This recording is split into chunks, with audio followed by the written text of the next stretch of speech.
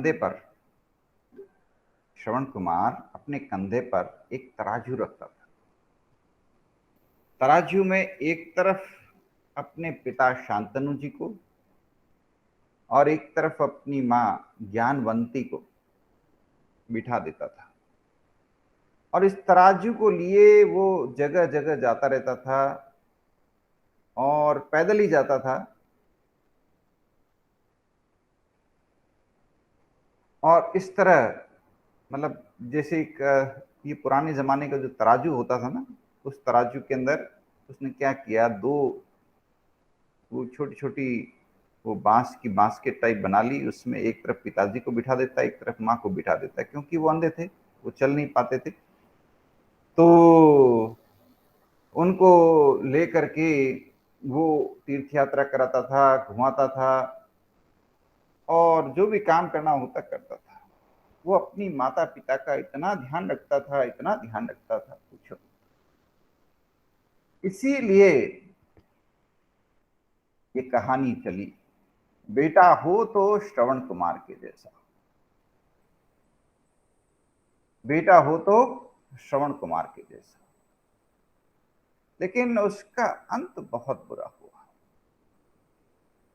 कहते हैं कि एक बार राजा दशरथ जंगल से गुजर रहे थे और जंगल में शिकार कर रहे थे। राजा, उन दिनों राजाओं की ये आदत होती थी कि वो शिकार करने निकल जाते थे और शिकार किया करते थे। ये शौक हुआ करता था, और मैं तो कहता हूँ ये कुकृत्य था, बड़ा गलत काम था। आप निरीह जानवरों को बिना मतलब मार रहे हो, ये कहाँ की बात है। तो ये उन दिनों की गलत प्रैक्टिस थी, खैर कोई बात नहीं। तो राजा दशरथ ने कोई तीर चलाया, और वो तीर श्रवण कुमार के सीने पे लग गया, और श्रवण कुमार बेचारा दर्द से छटपटाता हुआ मर गया।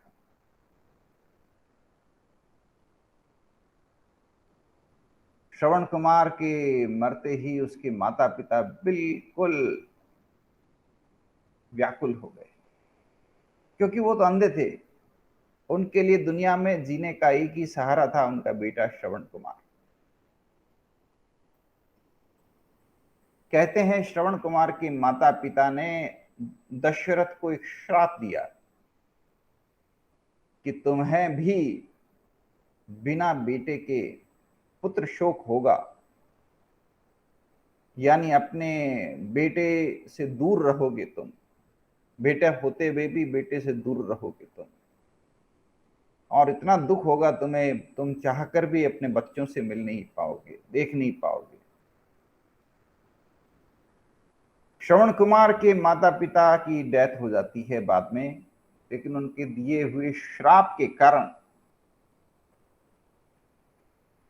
दशरथ को पुत्र का वियोग होता है। दशरथ को राम और लक्ष्मण के बिना रहना पड़ता है 14 साल, और आखिर में उनकी सांसें निकल जाती है, आखिरी सांसें निकल जाती है, लेकिन वो राम को देख नहीं पाते। वो राम के बिना इस दुनिया से विदा होते हैं, उनको जबरदस्त पुत्र शोक होता है। तो ये जो कहानी है, इस कहानी का जो सबसे प्रमुख व्यक्ति है वो है श्रवण कुमार। और भारत में हर बच्चे को बचपन से श्रवण कुमार की कहानी जरूर सुनाई जाती है। श्रवण कुमार की कहानी सुनाई जाती है, श्रवण कुमार का फोटोग्राफ है वो हर घर में लगाया जाता है। श्रवण कुमार को एक आदर्श पुत्र के रूप में प्रदर्शित किया जाता है, और ये बताया जाता है कि बेटा हो तो श्रवण कुमार के जैसा, जो जब तक जिया अपने माता पिता शांतनु और ज्ञानवंती को अपने कंधों पर लिए लिए घूमता रहा, उनको कोई कष्ट नहीं आने दिया। उनके लिए उसके लिए अपने माता पिता की सेवा ही जीवन का मकसद था। तो श्रवण कुमार की ये जो कहानी है, ध्रुव की कहानी, श्रवण कुमार की कहानी, ये कहानियां ही हमारी संस्कृति बनाती, हमारी सांस्कृतिक विरासत हमको देती है। ये हमारे पुरखों की कहानियां हैं, और जो हमारे पुरखों ने जो विरासत हमको सौंपी है, वो सबसे बड़ी विरासत तो यही है कि हमारे पुरखों ने हमें इतनी अनमोल कहानियां दी है, इतनी अद्भुत कहानियां दी। ये हमारे वो पुरखे थे जो भारत पर 3000 साल पहले, 5000 साल पहले, 15,000 साल पहले रहते थे। ये श्रवण कुमार की कहानी होगी कोई 10-15 हजार साल पुरानी, लेकिन 15,000 सालों से ये कहानी आज भी पीढ़ी दर पीढ़ी, हर पीढ़ी के युवा को प्रेरणा देती है, हर पीढ़ी के विद्यार्थी को प्रेरणा देती है। 15,000 सालों से ये कहानी हर युवा को प्रेरणा देती है। आपने भी ये कहानी सुनी तो आपको भी मन में प्रेरणा लगी होगी कि मैं भी बनूंगा तो श्रवण कुमार के जैसा बेटा बनूंगा, मैं भी बनूंगा तो श्रवण कुमार के जैसा बेटा बनूंगा। यानी मुझ पर मेरे माता पिता फक्र करेंगे कि हमारी हर जरूरत के समय ये बेटा हमारी मदद करेगा, हमारी हर जरूरत के समय ये बेटा हमारा सहारा बनेगा। तो ये जो कहानी है, ये श्रवण कुमार की कहानी, ये रुकनी नहीं चाहिए। ये 15,000 सालों से पीढ़ी दर पीढ़ी सुनाई जाती रही है, ये आगे भी सुनाई जाती है। कोशिश करिए हर स्कूल के अंदर श्रवण कुमार की कहानी बच्चों को जरूर सुनाई जाए। कोशिश करिए कि भारत की हर स्कूल में हर बच्चे को, भारत क्या पूरी दुनिया की हर स्कूल में हर बच्चे को श्रवण कुमार की, ध्रुव की कहानियां जरूर सुनाई जाए। श्रवण कुमार से हमें प्रेरणा मिलती है कि अपने माता पिता के लिए हम कुछ भी करने को हमेशा तैयार रहें, हमेशा उनके लिए खड़े रहें। कोई भी जीवन का मकसद इससे बड़ा मकसद नहीं हो सकता। और ध्रुव की कहानी से भाई ध्रुव ने क्या किया, ज्ञान की प्राप्ति के लिए, बिल्कुल छोटा सा बालक ज्ञान की प्राप्ति के लिए कितनी जबरदस्त तपस्या की, कितनी जबरदस्त, कितना जबरदस्त ध्यान किया। तो हम में से हर व्यक्ति ध्रुव से प्रेरणा लेकर के तपस्या को, ध्यान को, साधना को, एकाग्रता को, फोकस को अपने जीवन में अपना करके अपने जीवन में ही हम अद्भुत तरक्की कर सकते हैं, अद्भुत ज्ञान हासिल कर सकते हैं, अद्भुत रूप से अपने आप को निखार सकते हैं, अपने आप को असाधारण बना सकते हैं। किसकी प्रेरणा से? ध्रुव की प्रेरणा से। तो ये कहानियां हर इस दुनिया के हर स्कूल के हर बच्चे को ये कहानियां मिले। ये 15,000 साल पुरानी कहानियां हैं, 20,000 साल पुरानी कहानियां, क्या पता कितनी पुरानी कहानियां हैं। 15,000 साल तो पक्का है, लेकिन इन कहानियों ने हमारे पुरखों को रोशन किया, हमारे पुरखों को चेतना दी, हमारे पुरखों को जीवन का मर्म समझाया। इन अद्भुत कहानियों को अगले 10,000, 15 सालों, 1000 साल तक इस दुनिया में लोगों को नई दिशा दिखाने के लिए, जीवन का मर्म समझाने के लिए, इन कहानियों को आगे बढ़ाने के लिए आपके सहयोग की जरूरत है। आपके सहयोग के बिना ये कहानियां आगे नहीं फैलेगी। लेकिन ये कहानियां वो कहानियां हैं जो हमें जीवन का मर्म समझाती है, जीवन का मर्म समझाती है। जिस प्रकार ध्रुव ने, छोटे से बालक ने इतनी अद्भुत तपस्या की कि ईश्वर को मजबूर होकर के उसके सामने खड़ा होना पड़ा, ईश्वर को उसके आगे नतमस्तक होना पड़ा, कि पूजा तो ध्रुव कर रहा है और ईश्वर उसके सामने खड़ा है कि ध्रुव आंखें खोलो, बताओ, मैं तुम्हारे सामने खड़ा हूं। कितनी अद्भुत कहानी है। ये बताती है कि आपके अंदर कितनी ताकत है। आपके अंदर डिटर्मिनेशन होना चाहिए।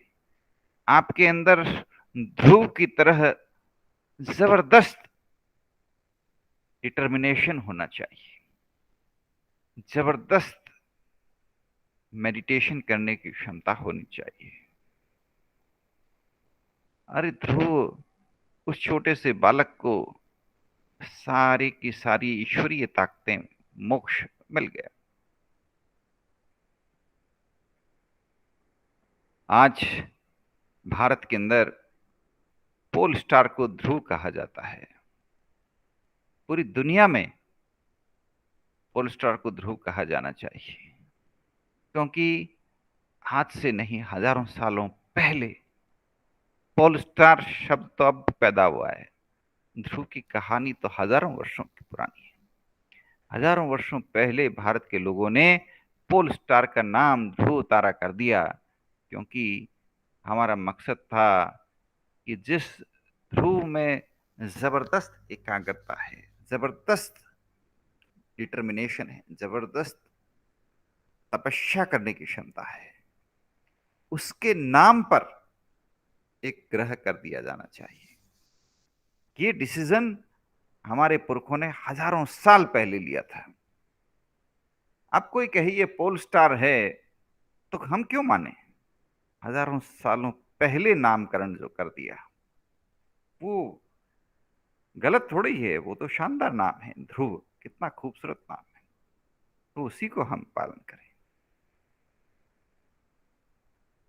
हमें गर्व होना चाहिए कि कितने कितनी अद्भुत कहानी है, कितने पुरखे हमारे इन कहानियों से प्रेरणा लेते रहे। कितनी अद्भुत कहानी है ये, एक छोटे से बालक की कहानी। एक छोटे से बालक के द्वारा हमारी हर पीढ़ी में, हमारी अगली पीढ़ी में आने वाले जनरेशन्स के युवा ध्रुव से प्रेरणा लें, जबरदस्त डिटर्मिनेशन डेवलप करें, जबरदस्त एकाग्रता, meditation, focus, concentration, self determination, self control सीखें। और हमारी अगली पीढ़ी के लोग और आने वाले जनरेशन्स के लोग श्रवण कुमार से प्रेरणा लें। हर युवा पीढ़ी श्रवण कुमार की तरह बने, अपने माता पिता की सेवा के लिए अपना सर्वस्व न्यौछावर कर दें, अपने माता पिता के लिए पूरी तरह समर्पित हो जाएं। कितनी खूबसूरत कहानियां हैं ये। दुनिया के लिए, दुनिया की सांस्कृतिक विरासत के रूप में इनसे बेहतरीन क्या हो सकता है? इनसे बेहतरीन क्या हो सकता है? तो इस दुनिया के लिए जो इतनी खूबसूरत विरासत है, इस विरासत का सार यही है कि जो चीजें हमें सकारात्मक ऊर्जा दे, सही दिशा दिखा दे, जीवन का मकसद समझा दे, जीवन को एक नई दिशा दिखा दे, इसी जीवन में अपने आप को बेहतर बनाने का रास्ता दिखा दे, अपने आप को और शानदार बनाने का, अपने अंदर छुपी हुई अपनी अच्छाइयों को निखारने का रास्ता बता सके, उनको आगे बढ़ाना हमारा कर्तव्य है। पूरी दुनिया में फैलाना हमारा कर्तव्य है। और ये कर्तव्य करना है क्योंकि इससे हर तरफ खुशियां फैलेगी। हर तरफ, दुनिया के हर कोने के अंदर अमन फैलेगा।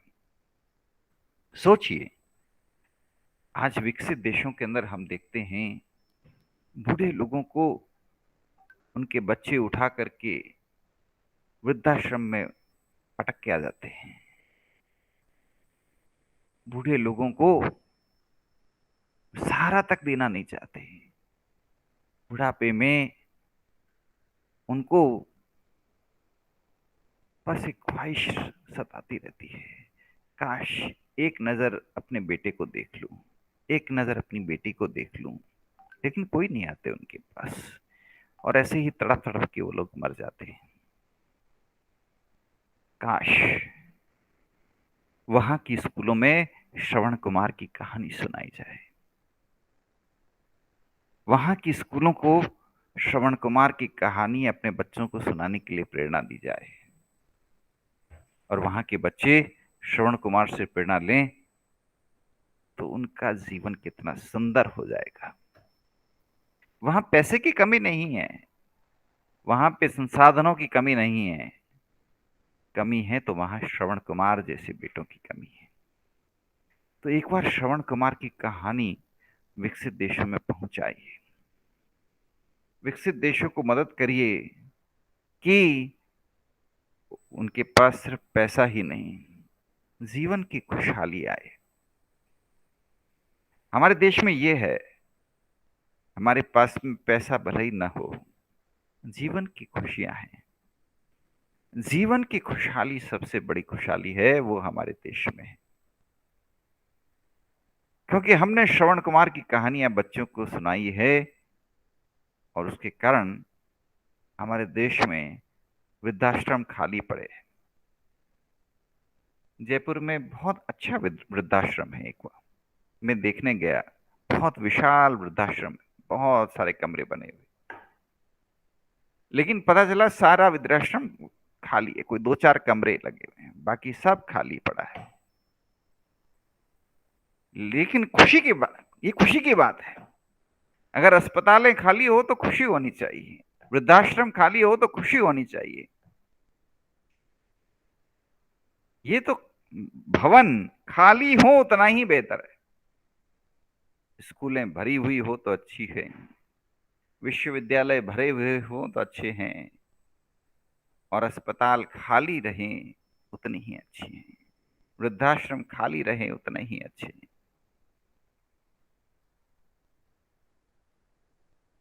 वृद्धाश्रम जरूरी हैं, हॉस्पिटल्स भी जरूरी हैं, क्योंकि सारे बच्चे तो श्रवण कुमार जैसे नहीं होते, कुछ कलियुगी भी होते हैं। तो अब ऐसे बच्चे कोई हैं तो उनके माँ बाप को तो वृद्धाश्रम चाहिए। सभी लोग योगा अडॉप्ट नहीं करते, सभी लोग भारत की अद्भुत ज्ञान व्यवस्था, हजारों सालों की ज्ञान व्यवस्था है, अगर उसको आप अपने जीवन में अपनाओ तो बीमारी आपको छू नहीं सकती। उस अद्भुत ज्ञान व्यवस्था को आप अपने जीवन में अपनाओ तो कोई बीमारी छू नहीं सकती, और कितनी भी भयंकर बीमारी हो वो आपके शरीर में टिक नहीं सकती, अगर आप उस भारतीय ज्ञान व्यवस्था को अपनाओ तो। हजारों सालों पहले, अनगिनत सालों पहले भारत के ऋषि मुनियों ने वो व्यवस्थाएं क्रिएट की थी, अद्भुत व्यवस्थाएं थी। एक एक वनस्पति के बारे में बता देते थे वो लोग, और एक एक वनस्पति के बारे में लिख रखा है उन्होंने कि ये वनस्पति लो, आपकी ये ताकत बढ़ेगी, आपकी इम्यूनिटी बढ़ेगी, आप प्रकृति के साथ जियो, आप प्रकृति के साथ में जियो, प्रकृति की व्यवस्थाओं के साथ रहो, प्रकृति की मदद करो, प्रकृति के साथ में अपने आप को एकाकार कर दो, दुनिया की कोई बीमारी आपको नहीं छू पाएगी। आप जो 100 साल का जीवन लेकर के आए हो वो 100 साल हंसते हुए गुजारोगे, और स्वयं अपनी इच्छा मृत्यु से मोक्ष प्राप्त करोगे। ये भारत की अद्भुत व्यवस्था है, लेकिन अब कई लोग इनको नहीं मानते, तो इसलिए अस्पताल भी चाहिए, हॉस्पिटल्स भी चाहिए, इंजेक्शंस भी चाहिए, दवाइयां भी चाहिए, क्योंकि अब कई लोग हैं जो ये कहते हैं कि हम इनको नहीं मानते, तो ठीक है, आप हॉस्पिटल्स जाइए, इलाज करवाइए, इंजेक्शन लीजिए, दवाइयां लीजिए।